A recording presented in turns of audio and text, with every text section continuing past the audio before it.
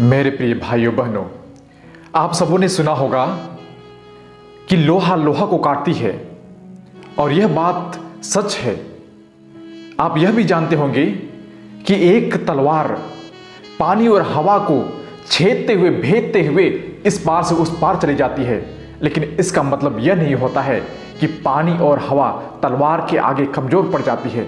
आप जानते हैं जब स्थिति आती है तो वही तलवार को पानी और हवा उसे उखाड़ कर फेंक देती है। कहने का तात्पर्य यह है कि जैसे स्थिति है, जैसे परिस्थिति होती है, उसी प्रकार हमें भी आचरण करने की आवश्यकता है। मेरे प्रिय भाइयों बहनों, आज के पहले पाठ में और सुसमाचार में हमारे ईश्वर इस चीज को महत्व देते हैं। आप देखेंगे आज के पहले पाठ में नेहम्या लोगों को भविष्यवाणी करते हैं, उन्हें सुसमाचार सुनाते हैं और उसे सुनकर लोगों ने इस्राएल देश में सभी लोग रोने लगे। उनको बहुत ही दया भाव से सुनकर उनके हृदय को छुआ और वे द्रवित हो गए। लेकिन नेहम्या कहते हैं कि आप रोइए नहीं, लेकिन आप खुशियां मनाइए। आप घर जाकर बड़े बछड़ा मारिए और उसको बढ़िया से पका कर खाइए, और जिसके पास नहीं है उसे भी आप दीजिए और अपना खुशी मनाइए, और आप परमेश्वर के राज्य में प्रवेश करेंगे। और इसी चीज को आज के सुसमाचार में भी हमारे प्रभु ईसा मसीह अपने शिष्यों के साथ 72 लोगों को वे गांव-गांव भेजते हैं।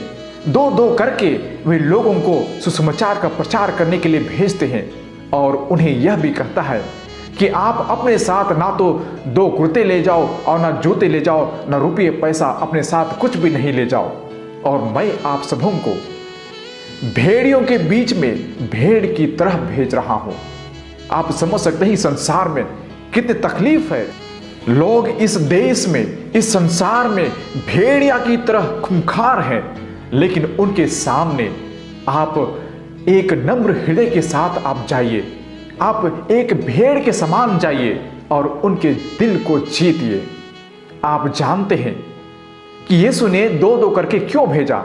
शायद हमारे ख्याल से ऐसे लगता है कि यीशु मसीह ने पूरे 10 नियम को उन्होंने 2 नियम में बदल दिया। एक है कि अपने परमेश्वर को प्यार करो, और दूसरा है कि अपने पड़ोसी को अपने समान प्यार करो। तो ये है ईश्वर का प्रेम और मानवता का प्रेम। इस चीज को शायद 2 लोगों को अपने अपने तरीके से समझाने के लिए ईसा मसीह 2-2 करके सबको भेजते हैं। और इसे समझने के लिए, जैसे मैंने कहा शुरुआत में, कि जैसे परिस्थिति है उसी प्रकार हमें उस पर ढल जाना है, तभी हम लोगों को, उनके हृदय को जीत सकते हैं। हम उनके बराबरी नहीं कर सकते हैं, हम उनसे पत्थर से पत्थर हम लड़कर उसे हम जीत नहीं सकते हैं, लेकिन यदि कोई तलवार लेकर लड़ रहा हो तो हम निहत्यार उनके सामने नम्र भाव से भी, हम प्रेम से बात करके भी हम उनके दिल को जीत सकते हैं। वही हमें आपसी प्रेम से, हमें हमेशा परमेश्वर अपने जीवन से अपने शिष्यों को समझाना चाह रहे थे कि हम इस संसार में तलवार लेकर लड़ने नहीं आए हैं, हम इस दुनिया को जीतने नहीं आए हैं, लेकिन हम प्यार से पूरे दुनिया को जीत कर दिखाएंगे। और वह प्रभु ईसा मसीह ने अपने जीवन में करके दिखाया। आज पूरे दुनिया के लोग उनके पथ पर चल रहे हैं और उनके जीवन से प्रभावित होकर आज पूरा दुनिया में हमारे ख्रिस्ती लोग फैल गए हैं और आज उसके स्तुतिगान करते हैं। हम भी ख्रिस्ती होने के नाते इस चीज को समझे कि परमेश्वर हमें क्या कहना चाहते हैं। हम कभी भी किसी से हम पंगा ना ले, हम उसे लड़ाई झगड़ा ना करें, लेकिन हम प्रेम से लोगों से वार्तालाप करें, हम प्रेम से लोगों के साथ मिलजुल कर रहे। वही संदेश हमें प्रत्येक दिन मिलता है।